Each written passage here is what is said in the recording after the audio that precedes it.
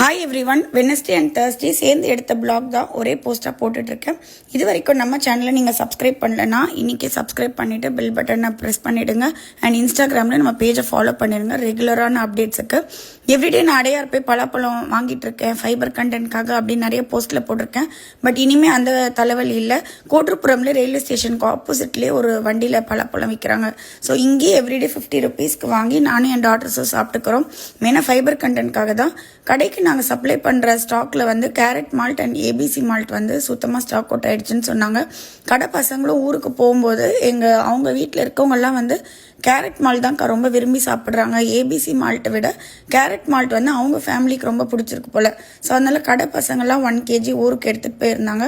அதனால கடையில் எப்போவுமே கேரட் மால்ட் ஸ்டாக் வைங்க, ஏபிசி மால்ட்டுக்கு ஈக்குவலாக கேரட் மால்ட்டும் நல்லா சேல் ஆகிட்டு இருக்கு அப்படின்னு சொல்லிட்டு 100 grams ஏபிசி மால்ட் வந்து ரொம்பவே ஃபாஸ்ட் மூவிங் நம்ம ஸ்டாக்கில். மசாலா பொரி ஸ்டாக் காலி ஆயிடுச்சு. ஸோ அதுவும் வந்து என் ஃப்ரெண்டு எல்லாம் ரெடி பண்ணி பேக்கிங் பண்ணி கொடுத்துட்டாங்க. மசாலா பொரியோட ஸ்நாக் பற்றி சொல்லணும்னா நீங்கள் பிரேக்ஃபாஸ்ட், லஞ்சு, டின்னர் ஸ்நாக்காகவும் சாப்பிட்லாம். எவ்வளோ சாப்பிட்டாலும் வெயிட்டே போடாத ஒரு ஸ்நாக்ஸ் எதுனா மசாலா பொரி தான். ஸோ உங்களுக்கு இந்த ப்ராடக்ட் வேணும்னு நம்மக்கிட்ட ஆர்டர் பண்ணிக்கலாம்.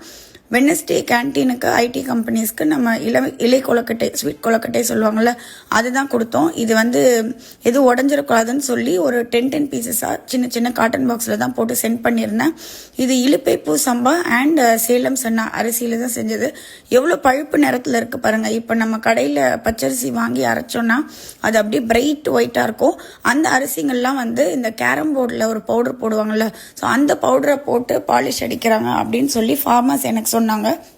நம்மக்கிட்ட விளைவிக்கிற இந்த தூய மல்லி, சேலம் சன்னா இந்த அரிசி எல்லாமே வந்து டல் பழுப்பு நிறத்தில் தான் இருக்கும். அண்ட் ஹெல்த்துக்கும் ரொம்ப நல்லது. சாப்பிட்டோன்னே ஒரு பிரிஸ்க் ஃபீலிங் கிடைக்கும் உங்களுக்கு. என் ஃப்ரெண்டு எனக்கு பீர்க்கங்காய் சாம்பார் செஞ்சு அனுப்பியிருந்தாங்க. நம்ம ஐஃபுட்ஸோட வெஜ் மசாலா பவுடர் வச்சு தான். ஸோ அதனால் லஞ்சு செய்கிற வேலை எனக்கு இல்லை. தேர்ஸ்டே ஸ்நாக்ஸுக்கு ஐடி கம்பெனிஸ்க்கு என்ன கொடுத்தோன்னு பார்த்தீங்கன்னா Korean cheese buns and vanilla cup cake தான். நான் வெளியே எங்கேயுமே இந்த பேக்கரி ஐட்டம்ஸ் கொரியன் சீஸ் பன்லாம் சாப்பிட்டதே இல்லை. நம்ம பண்ணுறது எல்லாமே ஹோம்மேட் பன்ஸ் தான். அதனோட டேஸ்ட்டே தனி.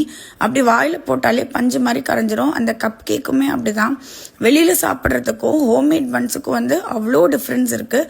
நான் கேன்டீன் ஸ்டார்ட் பண்ணக்கப்புறம் தான் தெரிஞ்சது, ஓகே நம்ம வெளியில் வைக்கிற பன்லாம் ஒரு மாதிரி ஹார்டாக இருக்குது, வீட்லேயே இந்த அமுல் பட்டர் போட்டு செஞ்சால் நல்லா சாஃப்டாக டேஸ்ட்டாக இருக்குது.